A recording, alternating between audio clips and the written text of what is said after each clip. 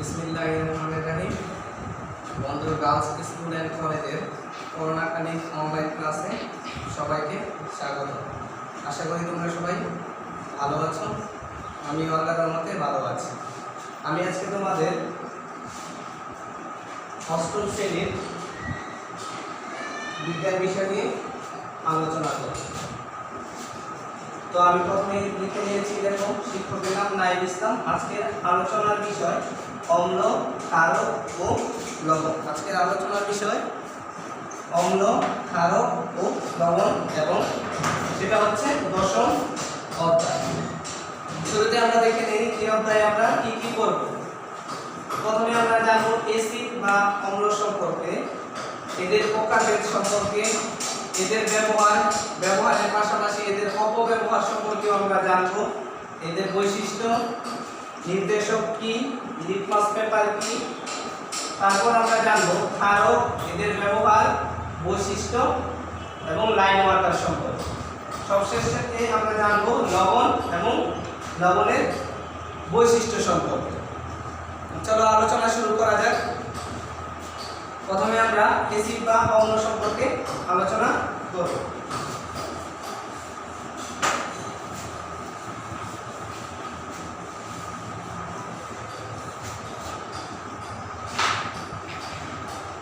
আমাদের বইয়ে যে বিষয়টি লেখা আছে তা হচ্ছে অম্ল, যেটাকে আমরা অ্যাসিড বলে থাকি। অ্যাসিড একটি ইংরেজি শব্দ যার বাংলা প্রতিশব্দ হচ্ছে অম্ল। শুরুতেই বলে নেই, যে কোনো অ্যাসিড হচ্ছে একটি যৌগ বা যৌগিক পদার্থ, অর্থাৎ এতে একাধিক মৌল থাকে, তবে অবশ্যই তাদের মধ্যে একটিকে হাইড্রোজেন হতে হবে। আমি প্রথমে তোমাদের বোঝানোর সুবিধার্থে যে কোনো একটি অ্যাসিডের উদাহরণ দিয়ে নিচ্ছি। আমি প্রথমে দিতাম HCl, যাকে বলা হয় হাইড্রোক্লোরিক অ্যাসিড। হাইড্রোক্লোরিক অ্যাসিড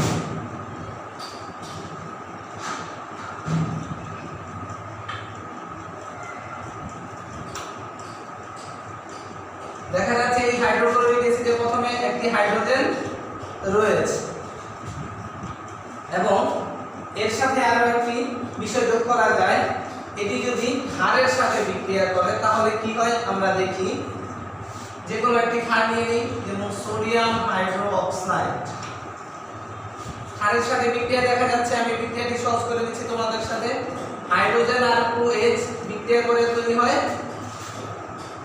পানি, আর ক্লোরিনের সাথে সোডিয়াম যুক্ত হয়ে তৈরি হচ্ছে সোডিয়াম ক্লোরাইড। তার মানে খাবার লবণ এবং পানি উৎপন্ন হচ্ছে। সুতরাং আমরা দেখতে পাচ্ছি একটি অ্যাসিডের সাথে একটি ক্ষারের বিক্রিয়ায় লবণ এবং পানি উৎপন্ন হচ্ছে। সুতরাং আমরা এই উদাহরণ থেকে বলতে পারি, যে যৌগের অণুতে প্রতিস্থাপনীয় হাইড্রোজেন, যেহেতু হাইড্রোজেন প্রতিস্থাপিত হয়েছে কাকে দিয়ে? সোডিয়াম দিয়ে। সোডিয়াম একটি ধাতু। যে যৌগের অণুতে প্রতিস্থাপনীয় হাইড্রোজেন রয়েছে এবং প্রতিস্থাপনীয় হাইড্রোজেন কোনো ধাতুর ন্যায় ক্রিয়াশীল মূলক দ্বারা আংশিক বা সম্পূর্ণরূপে প্রতিস্থাপিত হতে পারে, এটাকে সম্পূর্ণরূপে প্রতিস্থাপিত হয়েছে, প্রতিস্থাপিত হয়ে লবণ ও পানি উৎপন্ন করে। এই লবণ উৎপন্ন হলো এবং পানি উৎপন্ন হলো, তাই অ্যাসিড। সুতরাং অ্যাসিডের সংজ্ঞা দাঁড়ালো, আমি আবারও বলছি, যে যৌগের অণুতে প্রতিস্থাপনীয় হাইড্রোজেন পরমাণু থাকে এবং এই প্রতিস্থাপনীয় হাইড্রোজেন পরমাণু কোন ধাতু বা ধাতুর ন্যায় মূলক দ্বারা আংশিক বা সম্পূর্ণরূপে প্রতিস্থাপিত হয়ে লবণ ও পানি উৎপন্ন করে, তাই পানি। অ্যাসিডের আরো কয়েকটি বৈশিষ্ট্য রয়েছে, যেমন অ্যাসিড টক স্বাদযুক্ত। অ্যাসিড অনেকটা টক স্বাদযুক্ত। আরেকটি বিষয় লক্ষ্য করা যায়, অ্যাসিড নীল লিটমাসকে লাল করে, অর্থাৎ যে সকল যৌগিক পদার্থ, হাইড্রোজেন যুক্ত যৌগিক পদার্থ যাদের টক স্বাদ রয়েছে এবং যারা নীল লিটমাসকে লাল করে, এই ধরনের যৌগকে বলা হয় অ্যাসিড। সুতরাং আমরা অ্যাসিড বা অম্ল সম্পর্কে জানলাম। এখন আমরা জানবো অ্যাসিডের প্রকারভেদ। অ্যাসিড মূলত দুই প্রকারের। তোমরা বই খুলে দেখে নেবে, অ্যাসিড দুই প্রকারের। প্রথমে হচ্ছে জৈব অ্যাসিড এবং আরেকটি হচ্ছে খনিজ জৈব অ্যাসিড কোনগুলো? যে সকল অ্যাসিড ফলমূল শাকসবজিতে পাওয়া যায় সেই সকল অ্যাসিডগুলোকে বলা হয় জৈব অ্যাসিড। এই জৈব অ্যাসিডগুলো আমরা খেতে পারি, অর্থাৎ এই ধরনের অ্যাসিডগুলো খাওয়া যায়। তোমাদের বইয়ে 99 পৃষ্ঠায় একটি চার্টে কয়েকটি জৈব অ্যাসিডের উদাহরণ দেওয়া আছে, তোমরা সেগুলো দেখে নিবে। আমি আরেকবার বলে দিচ্ছি। এই জায়গায় দেখা যাচ্ছে ফলের নাম আঙ্গুর, কমলা, লেবু, তাতে আছে সাইট্রিক অ্যাসিড। ঠিক একইভাবে তেঁতুলে আছে টার্টারিক অ্যাসিড, টমেটোতে আছে অক্সালিক অ্যাসিড, আমলকিতে আছে অ্যাসকর্বিক অ্যাসিড এবং আপেল ও আনারস দুটিতেই আছে ম্যালিক অ্যাসিড। অর্থাৎ এই ধরনের অ্যাসিড যেগুলো জৈব অ্যাসিড সেগুলো আমরা খাবার কাজে ব্যবহার করতে পারি। এখন আসা যাক খনিজ অ্যাসিড। যে সকল অ্যাসিডগুলো বিভিন্ন খনিজ পদার্থের মিশ্রণে তৈরি সেগুলোকে বলা হয় খনিজ অ্যাসিড। এই অ্যাসিডগুলো অত্যন্ত তীব্র এবং বেশ ভয়ঙ্কর এবং জাজালো প্রকৃতির হয়ে থাকে, অর্থাৎ এগুলো যে কোনো জিনিস, বিশেষ করে মানব দেহ থেকে শুরু করে যে কোনো জিনিসের কি করতে পারে, ত্বকের ক্ষতি থেকে করে যে কোনো জিনিস ঝলসে দিতে পারে। কয়েকটা খনিজ অ্যাসিডের নাম আমরা বলি, যেরকম হাইড্রোক্লোরিক অ্যাসিড, সালফিউরিক অ্যাসিড ইত্যাদি। এই ধরনের অ্যাসিডগুলো সাধারণত যেমন ক্লোরিন এগুলো খনিজ থেকে পাওয়া যায়, সালফেট এগুলো খনিজ থেকে পাওয়া যায়, তাই এই ধরনের অ্যাসিডগুলোকে বলা হয় খনিজ অ্যাসিড। তো আমরা অ্যাসিড সম্পর্কে জানলাম, জৈব অ্যাসিড এবং খনিজ অ্যাসিড। অর্থাৎ অ্যাসিড দুই প্রকার, জৈব অ্যাসিড এবং খনিজ অ্যাসিড। এবার আমরা জানবো অ্যাসিডের বৈশিষ্ট্য সম্পর্কে। আমরা সংজ্ঞা থেকে অনেক কিছু শিখেছি।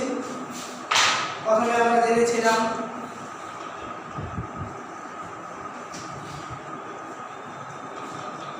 অ্যাসিডের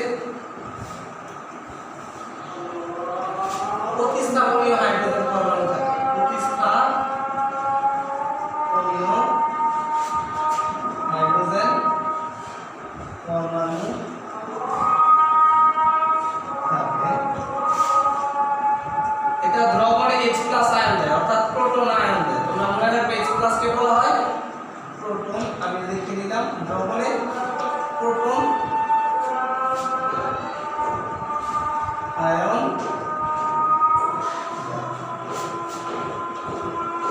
দ্বিতীয়ত নীল লিটমাসকে লাল করে।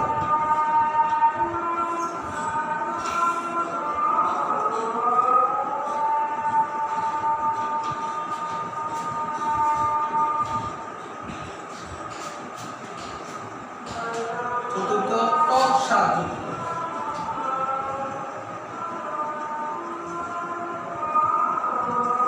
আরেকটি বিক্রিয়া আমরা দেখেছি ক্ষারের সাথে বিক্রিয়ায় লবণ ও পানি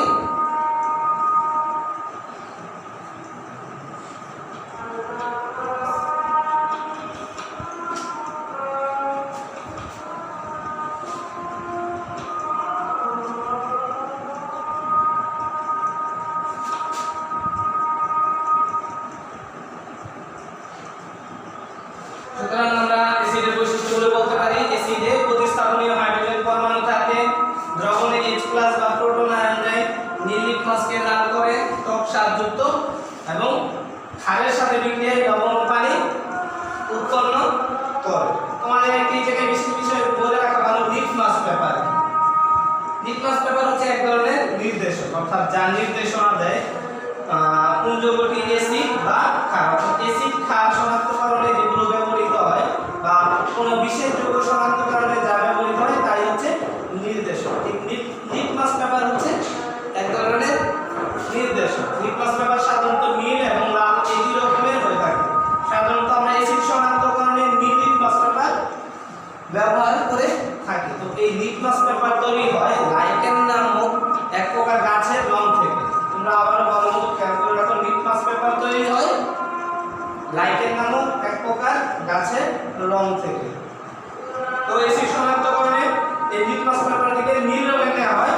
যদি এটা অ্যাসিডের দ্রবণে রূপান্তরের পর লাল হয়ে যায় তাহলে আমরা বুঝতে পারবো যে যৌগটি রয়েছে সেই যৌগটি হচ্ছে অ্যাসিড।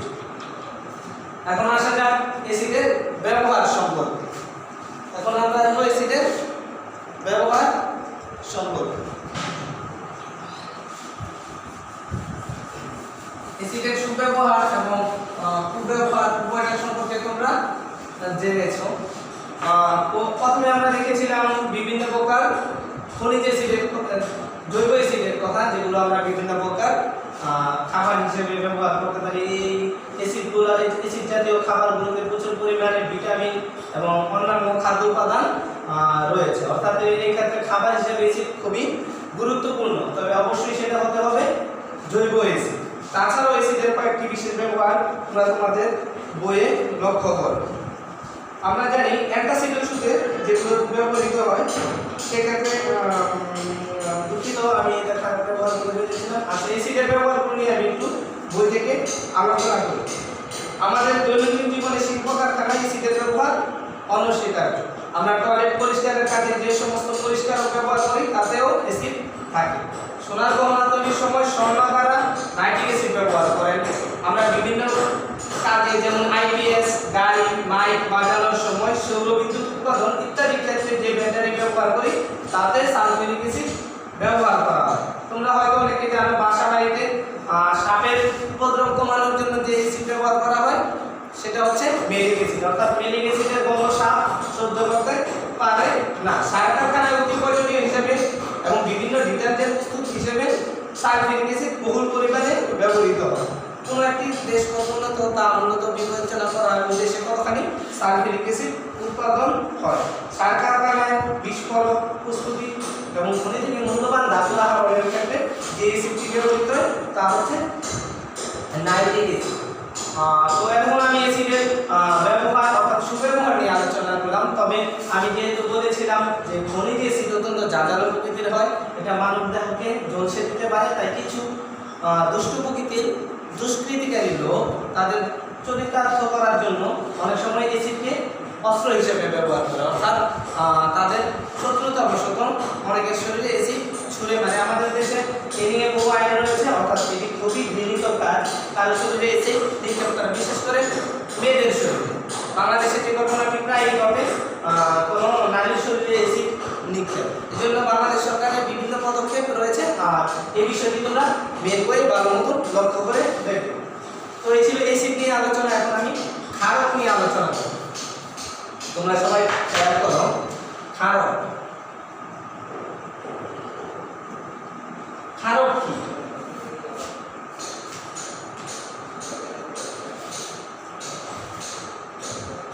ক্ষারক হলো সেই সকল রাসায়নিক পদার্থ যাদের মধ্যে অক্সিজেন ও হাইড্রোজেন পরমাণু থাকে এবং যারা পানিতে হাইড্রোক্সিল আয়ন দেয়। যেমন একটি ক্ষারকের নাম আমি নিলাম সোডিয়াম হাইড্রোক্সাইড।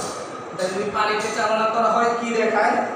সোডিয়াম আয়ন তৈরি হয়, ধনাত্মক আয়ন তৈরি হয় অর্থাৎ ক্যাটায়ন তৈরি হয় এবং হাইড্রোক্সিল আয়ন আলাদা হয়।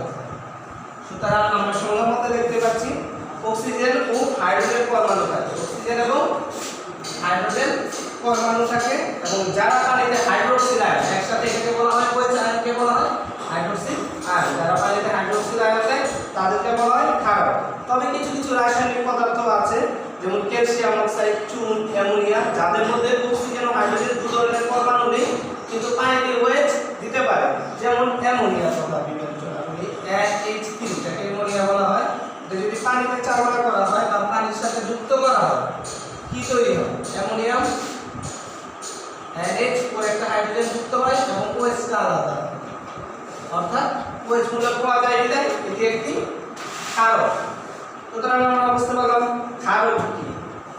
ঠিক আছে, তোমরা আগে জেনেছো ক্ষারক মূলত ধাতব অক্সাইড বা হাইড্রোক্সাইড, ধাতব অক্সাইড বা হাইড্রোক্সাইড। তবে ক্ষারকের বিশেষ একটি রূপ আছে, সেটি হচ্ছে ক্ষার। ক্ষার কি সে সম্পর্কে আমরা জানবো। কিছু কিছু ক্ষারক আছে যারা পানিতে দ্রবীভূত হয় আর কিছু কিছু আছে যারা পানিতে দ্রবীভূত হয় না। আমরা দেখেছি এগুলো পানিতে দ্রবীভূত হয়, অর্থাৎ এগুলো অবশ্যই ক্ষারক। তবে কিছু কিছু আছে পানিতে দ্রবীভূত হয় না। যে সকল ক্ষারক পানিতে দ্রবীভূত হয় তাদেরকে ক্ষার বলে, অর্থাৎ যেগুলো পানিতে দ্রবীভূত হয় তাদেরকে ক্ষার বলে। এগুলো কিন্তু ক্ষারকও বলা যায়। পক্ষান্তরে অ্যালুমিনিয়াম হাইড্রোক্সাইড কিন্তু পানিতে দ্রবীভূত হয় না, তাই এটি ক্ষারক হলেও ক্ষার নয়। সুতরাং আমরা বলতে পারি AlOH3 যেটা পানির সাথে কোনো রকম বিক্রিয়া দেয় না, নো রিঅ্যাকশন। ক্ষারক হলেও আমরা এটাকে ক্ষার বলতে পারি না। সুতরাং ক্ষার হতে হলে অবশ্যই পানির সাথে বিক্রিয়া করতে হবে। যেহেতু এটা পানির সাথে বিক্রিয়া করে না, তাই এটা শুধুমাত্রই ক্ষারক আর নয়। সুতরাং আমরা একটি গুরুত্বপূর্ণ তথ্য উপলব্ধ হতে পারি যে সকল ক্ষারই ক্ষারক, কিন্তু সকল ক্ষার ক্ষার নয়। সুতরাং আমরা সহজে বলতে পারি সকল ক্ষারই ক্ষারক, কিন্তু সকল ক্ষারক ক্ষার নয়। আমরা ক্ষার এবং ক্ষারক সম্পর্কে জানলাম, এখন এদের বৈশিষ্ট্য সম্পর্কে জানলাম।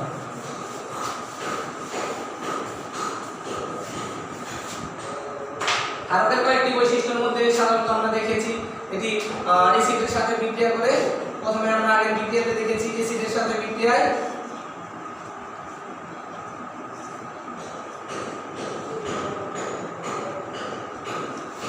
লবণ ও পানি উৎপন্ন করে।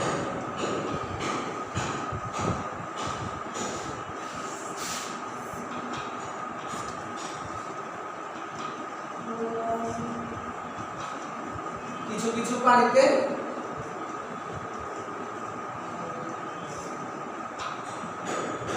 দ্রবণীয়, সবগুলো নয়, যেগুলো নয় সেগুলোকে আমরা শুধুমাত্রই ক্ষারক বলি। দ্রবণে OH অর্থাৎ হাইড্রক্সিল আয়ন, হাইড্রক্সিল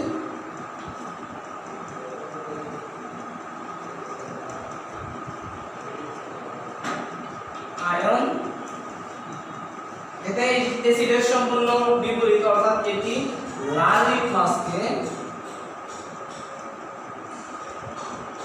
অ্যাসিড যেমন নীল লিটমাসকে লাল করে ঠিক একইভাবে অনুরূপভাবে এটি লাল লিটমাসকে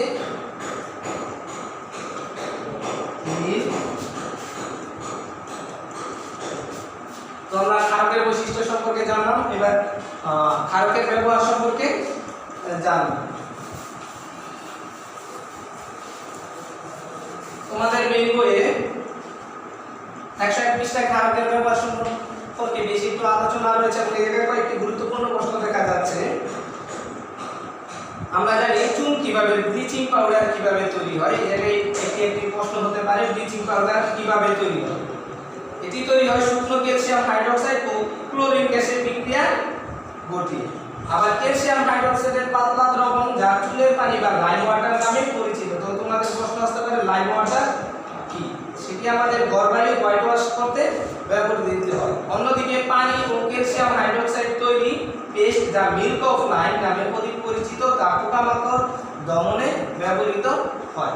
সুতরাং ক্ষারকের আমরা আরো একটি ব্যবহার সম্পর্কে জানলাম। আমরা যেহেতু জানি ক্ষারক এবং অ্যাসিডের বিক্রিয়ায় লবণ এবং পানি উৎপন্ন হয়, অর্থাৎ যা এক ধরনের প্রশম বিক্রিয়া, অর্থাৎ যা প্রশম করে দেয়, কমিয়ে দেয় বা পানি তৈরি করতে সক্ষম হয়। আমাদের পেটে অনেক সময় অ্যাসিডিটি তৈরি হয়, এই ধরনের অ্যাসিডিটি জনিত রোগের প্রশমনেও ক্ষারক জাতীয় সাসপেনশন ব্যবহৃত হয়। এজন্য বিশেষভাবে ব্যবহৃত হয় ম্যাগনেসিয়াম হাইড্রোক্সাইড জাতীয় ঔষধগুলো, যেগুলো আমাদের পেটের অ্যাসিডের সাথে বিক্রিয়া করে আমাদের অ্যাসিডিটি অনেকাংশে কমায়। তো আমরা এতক্ষণ ক্ষারকের ব্যবহার সম্পর্কে জানলাম, এবার আমরা সবশেষে লবণ সম্পর্কে জানব।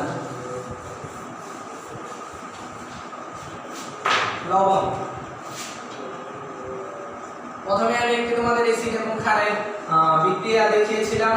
যে কোনো একটি অ্যাসিড নিই, মনে করি আমি একটি সালফিউরিক অ্যাসিড নিলাম এবং যে কোনো একটি ক্ষার নিলাম সোডিয়াম হাইড্রোক্সাইড।